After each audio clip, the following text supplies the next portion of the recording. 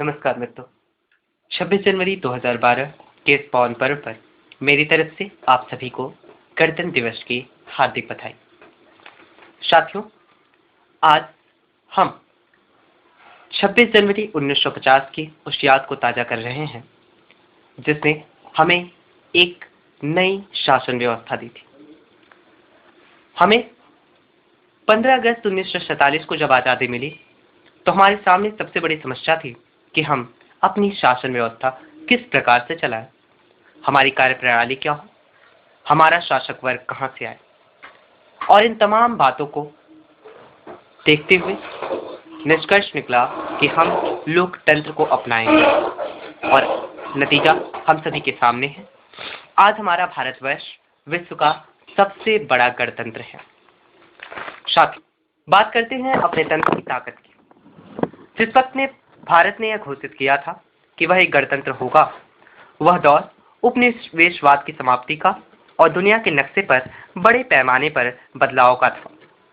9 स्वतंत्र देशों में कई अब तक अपनी राजनीतिक व्यवस्था नहीं बना पाए और कई तरह तरह की तानाशाहियों में जकड़ गए। भारतीय गणतंत्र अपनी तमाम खामियों के बावजूद अगर बना हुआ है तो यह इसकी बहुत बड़ी सफलता है।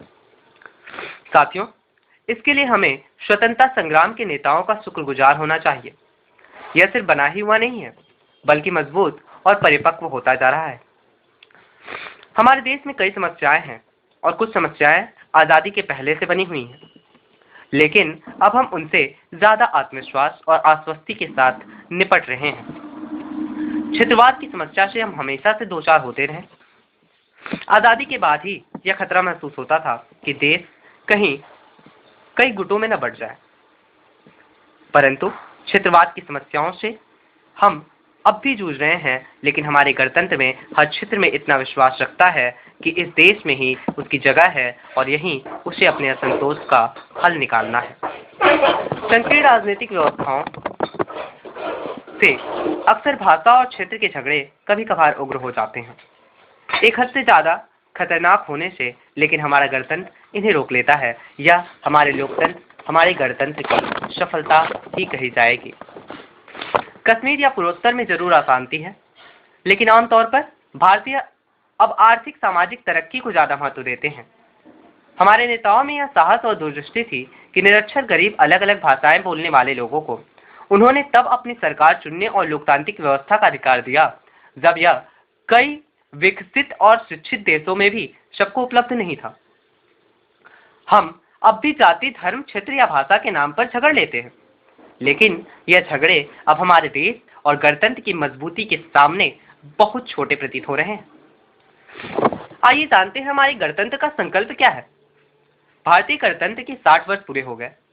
इस अवधि में अनेक आंतरिक एवं बाह्य चुनौतियों का सामना करते हुए इसने जो मुकाम हासिल किया है उसकी मिसाल आज दुनिया दे रही है।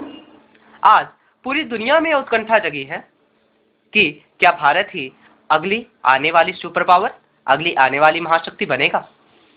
लेकिन हमारे सामने सवाल इस उत्कंठा का नहीं या इस सवाल की व्यग्रता का नहीं है। साथियों, हमारे सामने उन अवरोधों और पेचीदगियों का सवाल है जिन पर पार पाकर ही सपनों को साकार किया जा सकता है। डॉक्टर एपीजे अब्दुल कलाम द्वारा देखा गया विजन 2020 का स्वप्न जरूर पूरा होगा, लेकिन उससे पहले हमें अपनी कुछ समस्याओं से निजात पाना होगा। आज विकास के इस बढ़ते कदम में हमारे सामने आतंकवाद एक अंतर्राष्ट्रीय चुनौती के रूप में विकास के पथ में सबसे बड़ा खतरा है। वही निरंतर सघन होता नक्सलवाद और क्षेत्रवाद हमारे गणतंत्र की संवैधानिक प्रतिबद्धताओं में एक बड़ा अवरोध। आतंकवाद दुनिया की बड़ी चिंता हो गई है, इससे इसके खिलाफ लड़ाई हमें अकेले नहीं लड़नी। फिर युद्धक स्वरूप की समस्या से लड़ने के लिए हमारे पास प्रशिक्षित एवं ताकतवर सेना है, किंतु नक्सलवाद, जातिवाद और क्षेत्रवाद की नई शक्ल धारण करती चुनौती देश के आंतरिक कारणों से पैदा हुई है। इसका संबंध देश में बड़ी जनसंख्या के मनोविज्ञान से है, लिहाजा इसे शक्ति और हथियारों से नहीं जीता जा सकता। इसके लिए संबंधित लोगों को ही नहीं, उनसे कुछ अलग नजरिया रखने वाले लोगों को भी सोच समझ को बदलना होगा। इस दृष्टि से यह बदलाव और अधिक जटिल चुनौती है, जिसके लिए हमारे राजनय एवं शासन तंत्र को एक राष्ट्रीय कार्यक्रम बिना देर किए बनाना चाहिए। इसमें सुरक्षा, प्रशासनिक, तंत्र और राजनीतिक दलों की सुसंगति महत्वपूर्ण ही है। व्यापक स्तर पर जन सहभागिता सुनिश्चित करने के भी उपाय करने होंगे। नक्सली और क्षेत्रीयता की समस्या जन सुविधाओं की कमी, सहूलियतों की उपेक्षा और असंतुलित विकास के साथ एक बड़े वर्ग की प्रगति एवं विकास की नीतियों के निर्माण से लेकर उनके क्रियान्वयन एवं उस पर नजर रखने में भागीदार बनाए जाने से विकसित और विकराल हुई है। इसे भी ध्यान में रखा जाए कि किसी भी जन सरोकार के बड़े या छोटे कार्यक्रम को भी कामयाब अगली जामा तभी पहनाया जा सकता है जब उसमें लाभार्थी वर्ग का पर्याप्त प्रतिनिधित्व हो, किंतु ऐसे कार्यों के लिए ऊपर यानी सत्ता केंद्र से जो होना चाहिए उस पर अपेक्षित ध्यान न दिया जाना आत्मघाती है। हमारा शासन तंत्र जन सरोकार के मामले के साथ आंतरिक चुनौतियों से निपटने के उपायों में गणतंत्र के गढ़ को जोड़कर कार्यक्रमों का परिचालन करने का आज के दिन संकल्प लें तो चुनौतियों से निपटना आसान होगा ही, गणतंत्र का संकल्प भी पूरा हो सकेगा। यह दायित्व तो सरकार या नेताओं के साथ समूचे राष्ट्र का है। साथियों, हमारा संविधान जो कुछ इस तरह से कहा जाए जनगण मन का भाग्य विधाता अगर हमारा संविधान है तो यह अतिशयोक्ति न होगी। भारत ने 26 जनवरी 1950 को पहला गणतंत्र दिवस मनाया। संवैधानिक सभा की आखिरी बैठक 26 जनवरी 1949 में डॉक्टर अंबेडकर के प्रस्ताव मतदान हुआ और संविधान पारित हो गया। संविधान ही राष्ट्र का धारक और राष्ट्र राज्य व्यवस्था का धर्म बना। भारत के प्रत्येक जन को वाक स्वतंत्र और विधि के समक्ष क्षमता सहित सभी मौलिक अधिकार मिले। अब न कोई राजा था न कोई रंग। जनगण मन का भाग्य विधाता अब संविधान था। जनगण मन ने क्षमता, बंधुत्व और संपन्नता के सपने देखे, परंतु अफसोस के साथ कहना पड़ रहा है कि सारे सपने ध्वस्त हो गए। आम जन तो संविधान के प्रति आज भी निष्ठावान है, लेकिन सही मायनों में संविधान की शपथ लेने वाले ही आज संविधान की धज्जियां उड़ाते नजर आ रहे हैं। इसलिए 26 जनवरी 2010 का दिन सभी संवैधानिक संस्थाओं, राजनीतिक दलों और देशभक्तों के लिए गहन आत्मविश्लेषण का उत्सव है। कहने को भारत की अपनी संसद व विधानसभा है, अपनी कार्यपालिका, विधायिका, न्यायपालिका है, लेकिन राष्ट्र जीवन में हताशा है। कई संवैधानिक संस्थाओं ने निराश किया है।